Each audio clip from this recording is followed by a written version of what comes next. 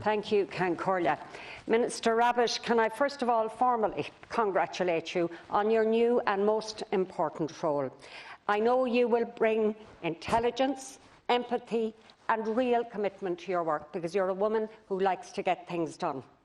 So first of all, Minister, I want to ask for your strong support so that the forthcoming budget will provide adequate resources to support people with disabilities.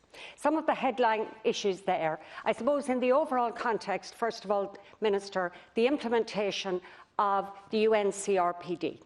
But for a lot of people, that's just a document. The reality of that means that we have to have rights-based entitlement to services. Housing is an issue for many people, and no less so for people with disabilities. And they, I think, have to be part of any housing plan to speed up deinstitutionalisation and independent living. Access to employment is hugely important for all and for people with disabilities. So I think we should look at the mainstreaming of the Ability programme. And we also have to, I'm glad to see you're nodding your head on that, and we also need to ensure that there's accessible travel. So that's not all your responsibility, Minister, it's coordinating with other ministers, but the ratification of the UN CRPD is a whole-of-government approach, and the upcoming budget can start the process. Minister, I have two questions for you. The first relates to the resumption of adult disability services. We're all aware of the situation and of the Enough is Enough campaign who brought their case to the street outside the convention centre here last July.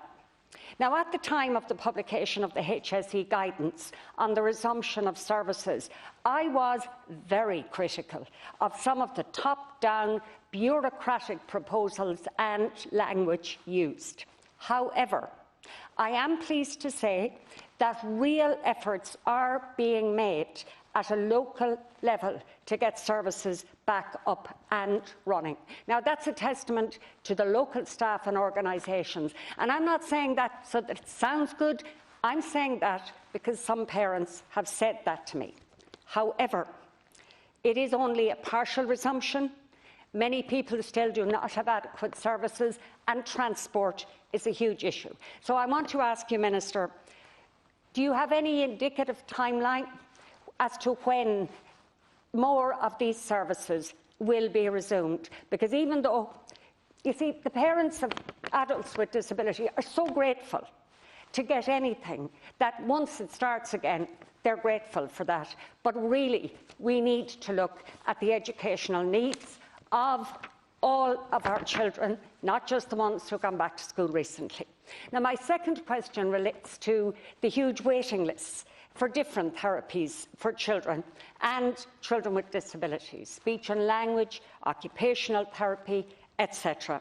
Now, I believe there may be some moves to use the National Treatment Purchase Fund for psychological services. And that's good news if it's true, and perhaps you could speak to that.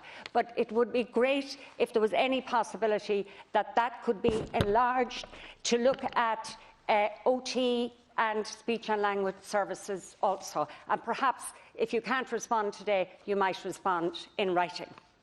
Two final points. Richard Boyd Barrett earlier spoke about a payment for family carers who took full responsibility for adults with disabilities during the COVID crisis, because it's my understanding they didn't get anything extra. Now, I know it's hard to ring-fence this kind of thing, but maybe even a once-off payment in the budget or some extra respite, just some recognition. If you could put your mind to it, it isn't easy, but it's something worth thinking about. Finally, you mentioned Section 39 organisations. I've spoken with many in my constituency, North West Parents and Friends, and acquired brain injury. And I did hear you say that there is a need to relieve all Section 39 organisations of their obligation to achieve the 1% efficiency target required. So I'm pleased to hear that. Finally, Minister, the lower pay scales for Section 39 staff since 2012. It's just not acceptable. Look, they're expected to provide the same service as their colleagues in the HSE on a much lower pay scale. That means attracting and retaining staff is a huge issue, but the most important point is fairness and equity. I'm sorry to bombard you. It's my first time. There's a lot of stuff there, but as I said earlier, I know you're a woman who likes to get things done. Thank you very much, Deputy Harkin.